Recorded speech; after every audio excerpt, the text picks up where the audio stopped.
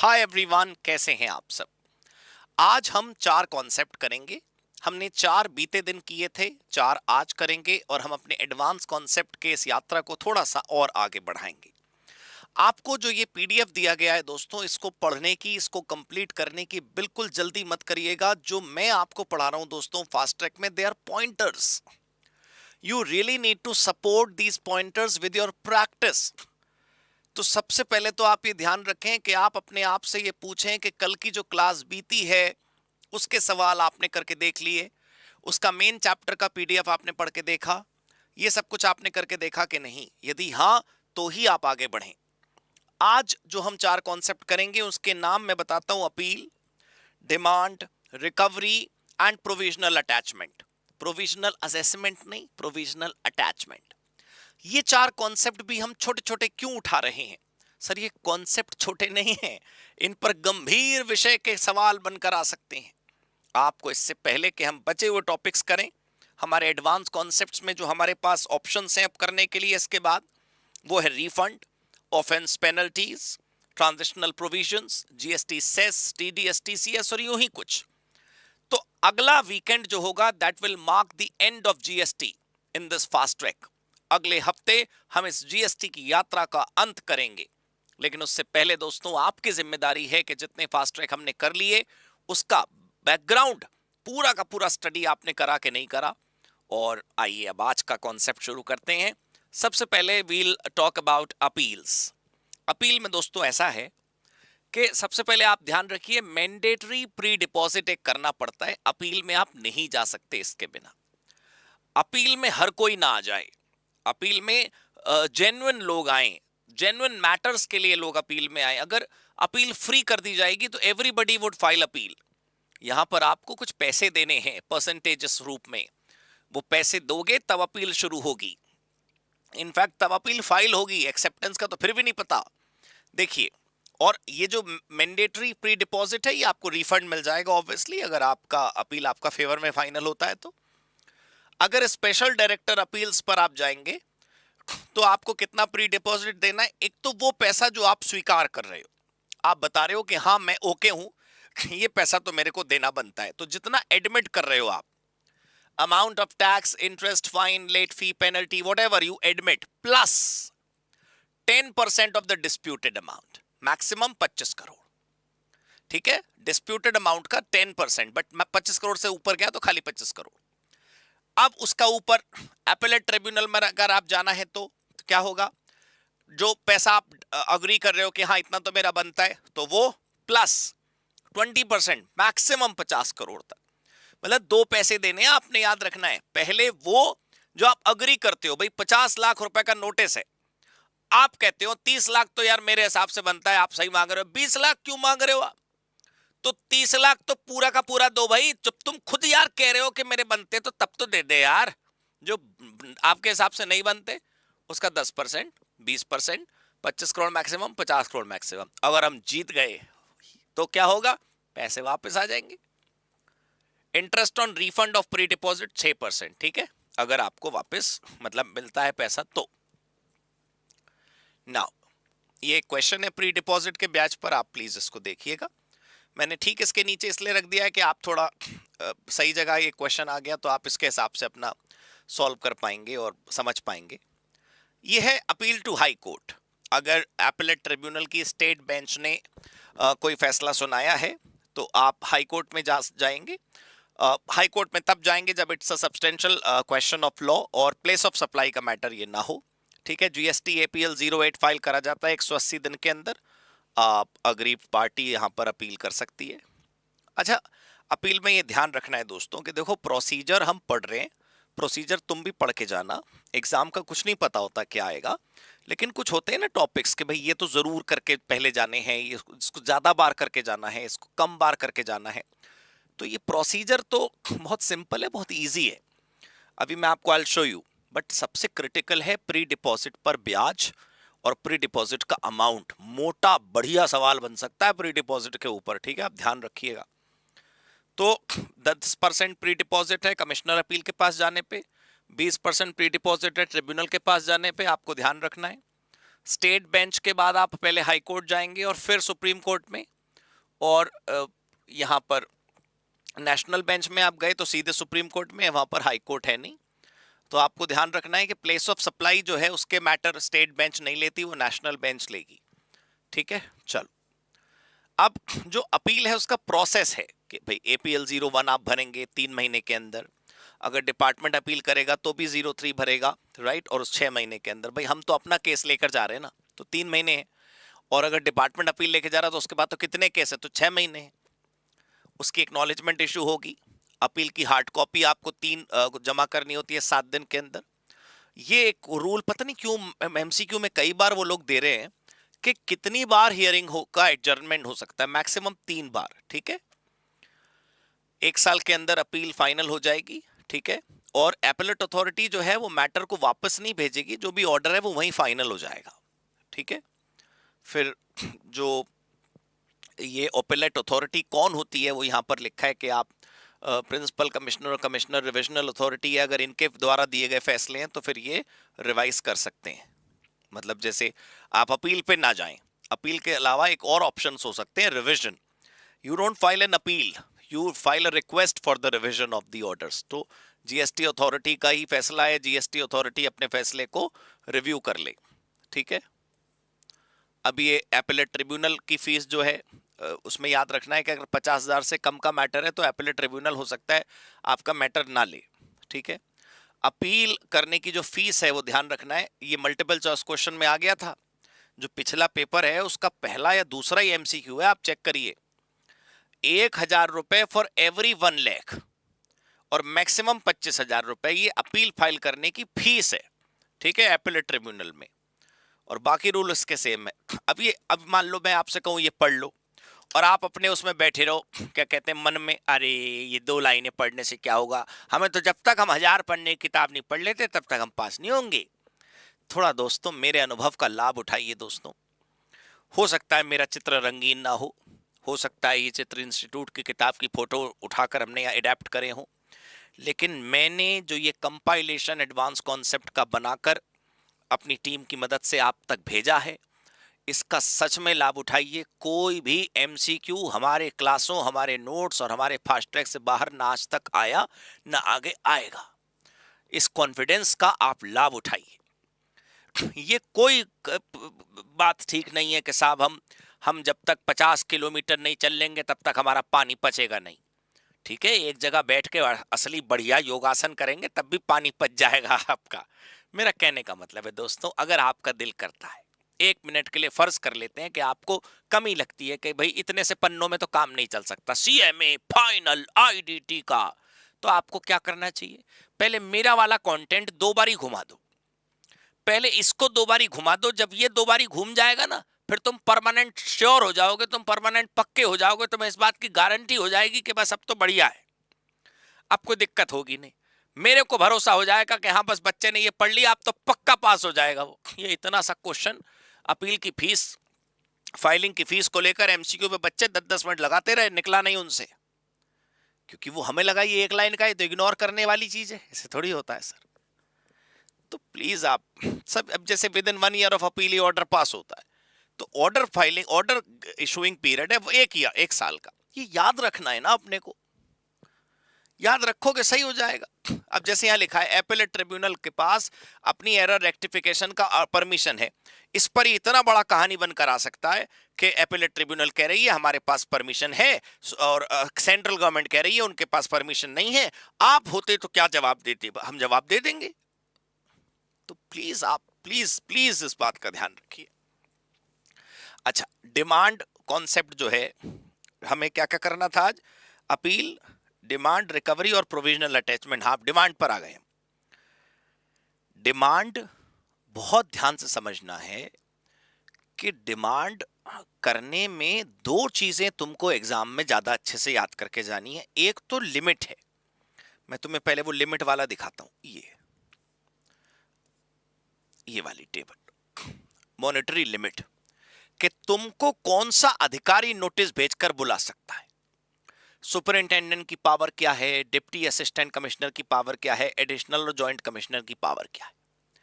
और दूसरा क्वेश्चन ये बनता है कि डिमांड कब करी जा सकती है। सपोज आपको आपके पास चिट्ठी आई कमिश्नर साहब की, कमिश्नर साहब आपसे कह रहे हैं कि साहब वो ये जो 6 साल पहले ये आपकी कैलकुलेशन थी ये गलत है। हम करा कि यार कमिश्नर साहब 6 साल पुराना केस निकाल रहे हो, बड़ा टाइम लग जाएगा देखने में। खुद तो सरकार 7 साल पुराना डेटा डिलीट कर रही है वेबसाइट से, अब तो शायद उसको रिवीजन कर दें वो।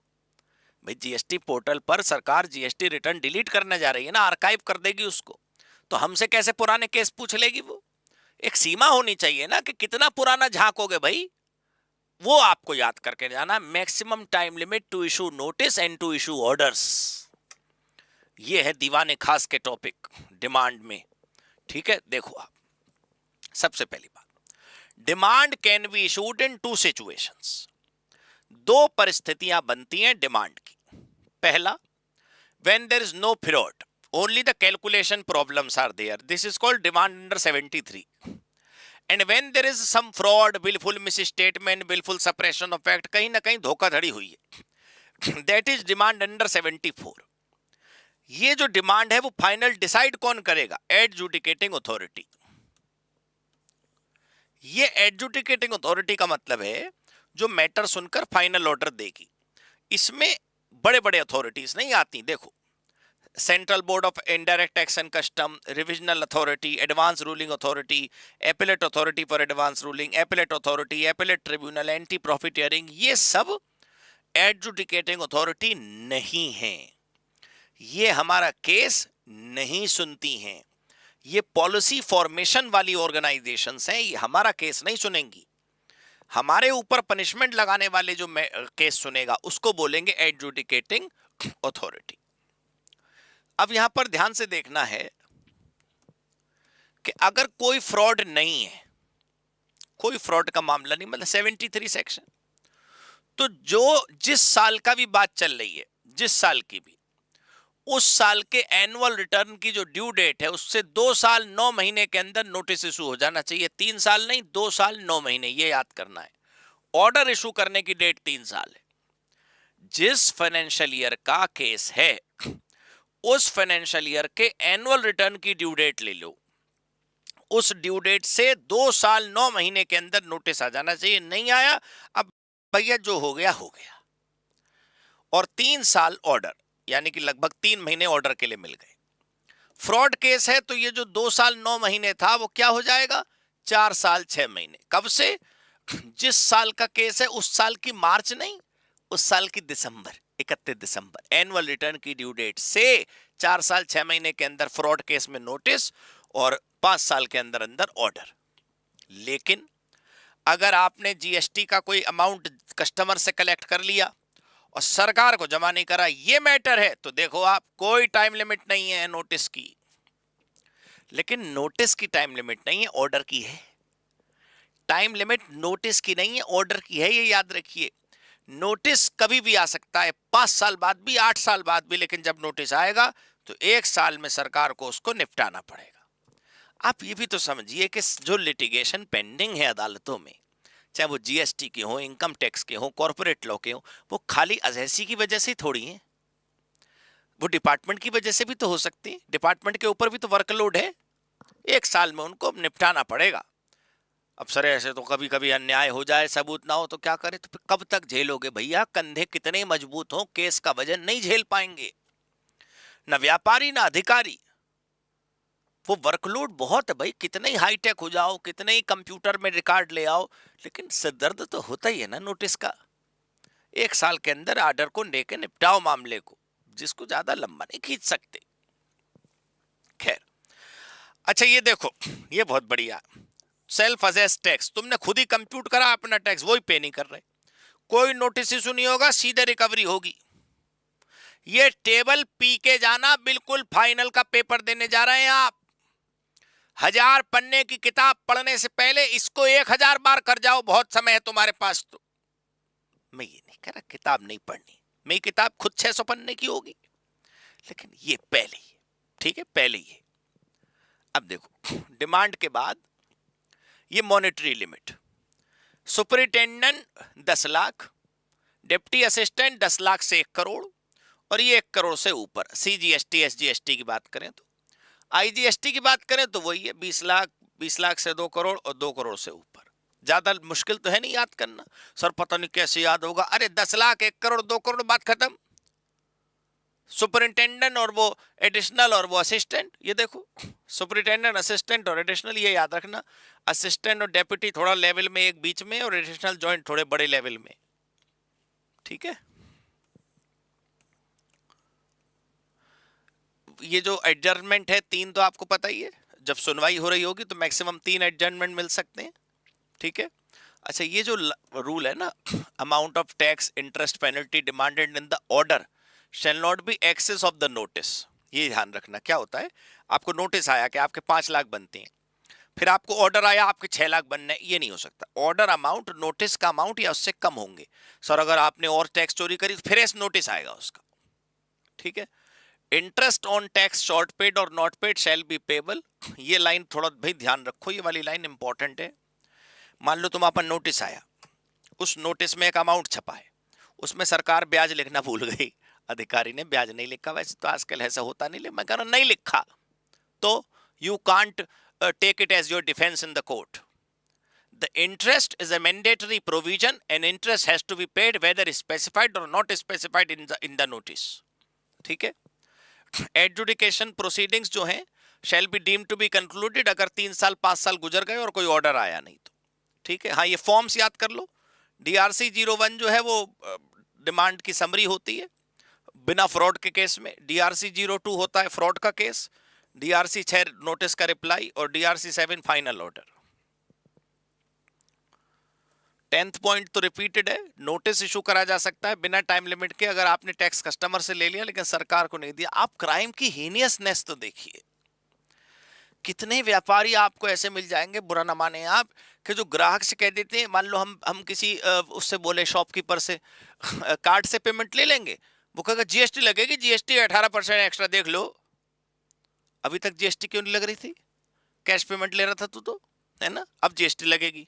अच्छा, उससे पूछो GST का बिल दोगे, बिल क्या, वो तो बिल दे ही रहे हैं, बिल पर कहीं GST नंबर नहीं है, बंदा रजिस्टर्ड नहीं है, GST ले रहा है तो कंपोजिशन डीलर में रजिस्टर्ड है, लेकिन बताओ कस्टमर से GST ले रहे हैं, लोग दे रहे हैं। कुछ तो ग्राहक मासूम है, कुछ ग्राहक अनअवेयर है, क्या करें जल्दी में। तो मतलब ये बड़ा क्राइम है ना, इसलिए इसमें यह है कि भाई आपने कस्टमर से GST ले लिया और दिया नहीं, सरकार को तो कोई समय सीमा नहीं है इस बात की। अच्छा, अब क्या है, रिकवरी कैसे होगी। रिकवरी इसमें ये जो तरीके हैं 6, ये पी के जाने हैं बिल्कुल। रिकवरी से अगर आप पुराना ट्रेंड देखें तो मुझे क्वेश्चन कोई दिखता नहीं रिकवरी से ज्यादा पेपर में। डिमांड के ज्यादा क्वेश्चन है एग्जाम में, रिकवरी के बहुत कम है। बहुत कम क्या मतलब, लिहाज में कह रहा हूं मैं, बहुत कम, 0 ही है। पिछले 5 अटेम्प्ट में मान लो कोई 2 नंबर का एक क्वेश्चन छोटा सा आ गया तो बात अलग है, बाकी रिकवरी का बड़ा सवाल नहीं आता। आप तक पता चला इसी बार टपक पड़े। अच्छा, रिकवरी क्या होती है बात समझे आप। पहले आप पर आता है show cause notice, show cause notice के बाद होती है सुनवाई, सुनवाई के बाद आता है एडजुडिकेशन ऑर्डर। ये जो एडजुडिकेशन ऑर्डर होता है ना, यही रिकवरी का नोटिस होता है। जब सरकार ने, अदालत ने फाइनल फैसला सुना दिया तो वहां 6 लाख बनते लाओ दे, तो वो अलग से नोटिस देगा तुम्हें पैसे देने के, ऑर्डर ही रिकवरी का नोटिस होता है। सुनवाई का ऑर्डर, एडजुडिकेशन ऑर्डर ही रिकवरी का नोटिस होता है। ये देखें, 3 महीने के अंदर बेटा पैसे दे देना, अधिकारी चाहेगा तो मैं 3 महीने और दे देगा, ठीक है। मैं वो ज्यादा कह रहा हूं, कम टाइम दे देगा। कम टाइम का मतलब है जैसे उसको मान लो लग रहा है कि आप वो नॉन रेजिडेंट टैक्सेबल पर्सन है, आपका बिजनेस वीजा खत्म हो रहा है, आप जल्दी जाना चाहते हैं विदेश में, तो आपसे अधिकारी कहेगा आपको 3 महीने नहीं देंगे, आपको 11 दिन पैसे देने, जल्दी दो। ये हो सकता है।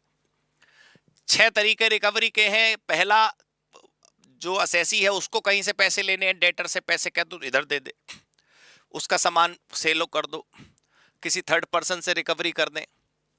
अच्छा, ये पहला वाला हमने गलत बोला, पहला वाला दोबारा बता देता हूं मैं। रिकवरी डिडक्टिंग मनी मतलब मान लो उसने डिपार्टमेंट से पैसे लेने हैं, डिपार्टमेंट उसको रिफंड देता, उसमें से एडजस्ट कर लो। ये तीसरा वाला है, उसके डेटर से पैसे रिकवरी कर लिया। मूवेबल इमूवेबल प्रॉपर्टी 30 दिन का नोटिस देकर बेच दो। लैंड रेवेन्यू अथॉरिटी होती है ना, जैसे इनकम टैक्स की रिकवरी होती है, वैसे GST उसकी वो कर दी जाएगी, उसको संपत्ति उसका सब कुछ बेच दिया जाएगा। रिकवरी थ्रू कोर्ट क्या होता है, कोर्ट कुछ नहीं होता, उसको बंदे को डिटेन कर देते हैं अंदर जेल में, उससे कहते हैं पैसा दे दे चला जा। हम अदालत जाते हैं, कमिश्नर अदालत में केस करेंगे, डिपार्टमेंट अदालत में अपील करेगा कि हमें पैसे नहीं मिले। अदालत क्या फैसला सुनाएगी? इनको डिटेन कर लो। इनसे ये कहेंगे कि आपको कोई जेल में नहीं डाला गया है, आपके खिलाफ कोई पनिशमेंट नहीं है, आप बंधक हैं, बस पैसे दे दीजिए निकल जाइए। ये वो होता है रिकवरी थ्रू कोर्ट। हाँ, ये अच्छी फैसिलिटी है, इंस्टॉलमेंट में आप रिकवरी का पेमेंट कर सकते हैं। मैक्सिमम 24 इंस्टॉलमेंट में पैसा आप दे सकते हैं। आप अप्लाई कर दीजिए, DRC 20 फॉर्म है। लेकिन बेटा एक इंस्टॉलमेंट में डिफॉल्ट करा ना, सारी पेबल हो जाएंगी। देखो, in case of default in payment of any one installment, the whole outstanding becomes payable. ठीक है। और हाँ, इंस्टॉलमेंट सिस्टम अलाउड नहीं है किसको?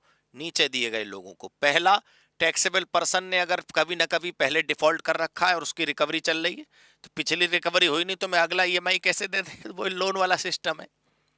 टैक्सेबल पर्सन को पिछले साल उसने इंस्टॉलमेंट अप्लाई करा था, उसे रिजेक्ट हो गया था, और जिस पैसे के लिए इंस्टॉलमेंट वो बनवाना चाहता है वो 25,000 रुपए से कम है, तो हम कहेंगे भैया 25,000 रुपए से कम के लिए भी तुझको EMI चाहिए, ला ऐसी दे दे पैसे पूरा।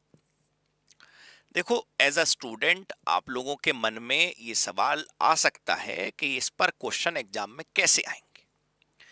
वैसे तो आपको बताऊं, आप बुरा ना माने तो ये सवाल उसके मन में आएगा जिसने चैप्टर पढ़ा नहीं होगा। अब अगर कोई बात नहीं, किसी वजह से आप नहीं पढ़ा है चैप्टर, तो आप क्या करिए, आप पास्ट ईयर पेपर डाउनलोड करके देखिए और उल्टा पढ़िएगा। उल्टा पेपर के एंड में आप क्या करते हैं, MCQ पढ़ने लगते हैं। एक आध क्वेश्चन नंबर 2A 2B आपको इजी सा लगता है, आपको लगता है तो सिंपल है, ऐसे ही हो जाएगा पेपर। आप पूरा पेपर पढ़िए, कम से कम जून 23, दिसंबर 23 और जून 24, ये 3 पेपर तो पढ़ सकते हैं ना आप। नए सिलेबस के यही 3 पेपर हैं। पेपर पढ़िए पहले, और रिलैक्स होकर पढ़ना है, बिल्कुल खाली बैठकर। जब आपको लगे कि अब आपका एंजॉय वाला टाइम है, बिल्कुल खाली है, आधा घंटा 1 घंटा बिल्कुल रिलैक्स हो, कम से कम 1 घंटा तो होना चाहिए। 1 घंटे में खाली 3 पेपर पढ़ने को कह रहा हूं आपसे मैं। आपको 100% एहसास होगा, अगर आप मेरे स्टूडेंट हैं तो, कि कोई समस्या नहीं आएगी आपको एग्जाम में। सारा डर है साइकोलॉजी का 1000 पन्ने की।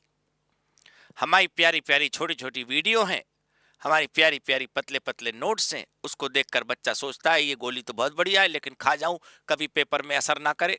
पेपर में बिल्कुल असर करे। ठीक है, किसी भी बात को वो कैसे घुमा के पूछे, क्या फर्क पड़ता है। रिकवरी के 6 तरीके तो बेटा 6 तरीके हैं ना, क्या 7वां तो है नहीं। वो चाहे मल्टीपल चॉइस में पूछ ले, इनमें से कौन सा तरीका रिकवरी का नहीं है, या वो थ्योरेटिकल क्वेश्चन पूछ ले, या वो कहानी बना के पूछ ले। आप कॉन्सेप्ट पर फोकस करिए please, nothing else, nothing more, nothing less. So now we have provisional attachment. ये क्या है?